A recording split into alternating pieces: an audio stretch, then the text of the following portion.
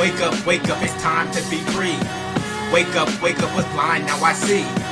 Wake up, it's time to be me. Wake up, my mind is the key. Wake up, it's time to be me. Wake up, my mind is the key. Hey everybody, it's Jullien Gordon here, and I want to welcome you to another episode of the Daily Jules, where I drop nuggets of wisdom to help you increase your degrees of freedom. I don't care how many college degrees you have, the only degree that really matters is your degree of freedom, and I don't care how much money you make, what really matters is how you actually make money. And so today I want to talk about skill sets and the actual fastest path to success. I think we have some false ideas about what actually leads to success, and I want to get you there as fast as possible. And I want to share with you something that's really been working for me. It's a concept that I didn't come up with, but that I heard, but I've been running with and doing my best to spread it and share it with as many people as possible. And you know, in the book Outliers, which is, where's Outliers? I don't see it up there. It's somewhere around here. In the book Outliers, Malcolm Gladwell talks about the 10,000 hour rule, right? And the 10,000 hour rule got a lot of acclaim, and it was like, look, if you dedicate 10,000 hours of your life to something, you turn that to a skill, you will achieve mastery, and that will position you to, you know, make a living doing that thing. That's what separates the good from the great. And the 10,000 hour rule is great, and I think it's necessary. I do believe that you should commit to mastery at a particular skill, and it takes time to develop that skill. But I found something that's better than the 10,000 hour rule that will help you even more. And it won't take you 10,000 hours to get to where you're trying to go. But before we get there, I actually want to share with you and break down the mentality that we have around success and failure, okay?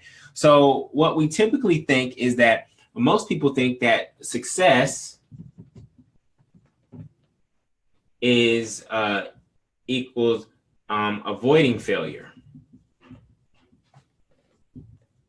Most people think that success is avoiding failure, and you may feel successful there, but then what that means is that I can stay in my small little box, and as long as I succeed here in my small little box and I never take a risk out there, then I'm a success, right? You can play small and be successful.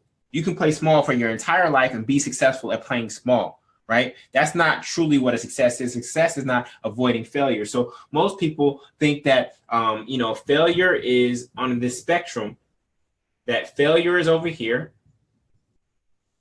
and then being average is here, and that success is here. That's what most people think on like this spectrum. And if I avoid failure, then I'm a success. And I don't believe that that's actually true. I believe that the fastest path to success is actually failure. The fastest path to success is failure. The fastest path to success is failure. And here's what I mean by that. Here's what I actually believe the spectrum looks like. I believe that if you never fail, then you are likely living an average life. If you never take any risk, then you're living you are average. And then there's people who are in the process and actively seeking to fail. And this is what I call failing forward. They are failing forward. And one day they're going to run an experiment that works. And when they run that experiment that works, they will actually achieve success. And so you see how this is different than what most people believe, that success is avoiding failure. But I actually find that the average people are over here, and then there are people who are failing, taking risks, trying out new things, and sometimes they actually find something that works, and that's actually what leads them to success. So if you're not failing, then you aren't taking any risk, and it's actually going to be impossible for you to succeed if you aren't failing. Now, what the challenge is that people have a relationship to failure, and most people take failure personally, as if it's something wrong with them. And you could have been the reason why this business or this project failed, right? But instead of looking at it as negative, just look at failure as feedback. Just look at failure as feedback and take that and say, what can I learn from this experience so that the next project, the next experiment that I run actually has a different result or a better result. It might not lead me to wild success yet, but it has a better result than before because I learned from my mistakes.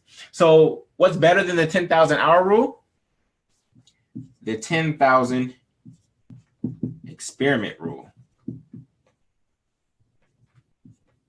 See, when you look at something as an experiment, it's not really about failing or not, right? You have your hypothesis, you make an observation, you have your hypothesis, and there's just less thing to it when it's looked at an experiment. The other thing about an experiment is that it has a timeline. So if you're going to start a business, then what I would do is say, look, I need to get this thing to be cash flow positive by 6 months. That is the experiment. It has a controlled environment.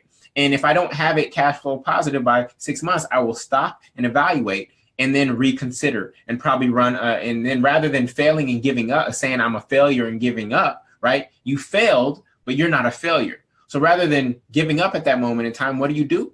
You create another experiment. You simply create another experiment.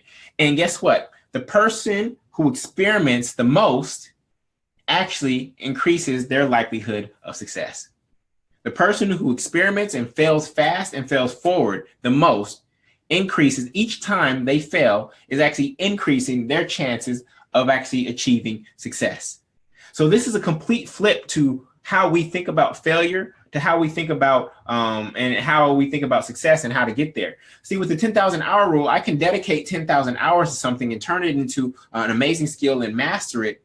But it takes a lot of time and a lot of years actually to acquire 10,000 hours of something. And who says that if you start something now and you commit to the 10,000 hour rule, that that skill set that you committed to is actually going to be valuable 5 to 10 years from now, right? So you've dedicated all this time and energy to learning how to be the best at a typewriter, right? And it's no longer relevant, you know? That's just a crazy example, right? But you can commit so much time and energy to something and it no longer be valuable. Whereas if you are here with the 10,000 experiment rule, which is, look, I'm just going to keep experimenting. And the more I experiment, something's going to hit.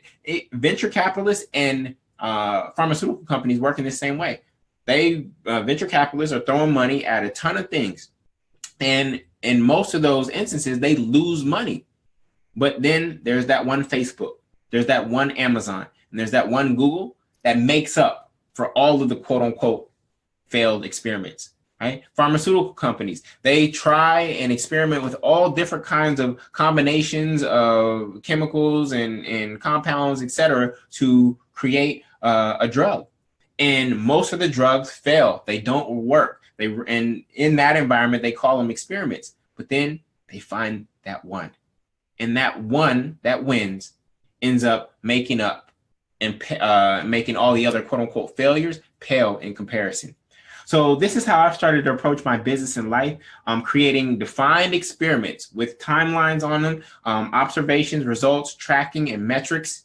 And once that timeline is up, evaluating whether or not this experiment worked or it didn't work, and then moving forward from there. It takes the sting out of quote unquote failing, because all it was an experiment. And if that experiment worked, then one, you repeat it to see if it works again. And then if it works again, then you know you're onto something, and then you can double down on it and build from there. So this is what I believe is better than the 10,000 hour rule. This is how I approach failure. Failure is not success is, this is not how I approach, it is how I approach failure and success, but success is not avoiding failure. I believe that failure is the fastest path to success, all right? So I hope that this blessed you. If you feel like you've been quote unquote failing, I hope that this has changed your mindset around what failure is. And I want you to know that if you are failing, you are one step closer to actually succeeding. So I hope this blessed you. This is Jullien Gordon with another episode of the Daily Jules, and I will catch you in the next episode. Peace. I hope these mindsets, metaphors, and methodologies blessed you. If you desire more freedom, go to getfreenow.com to subscribe to the show on iTunes, YouTube, or Facebook, and get 4 of my best courses in the Freedom School for 100% free.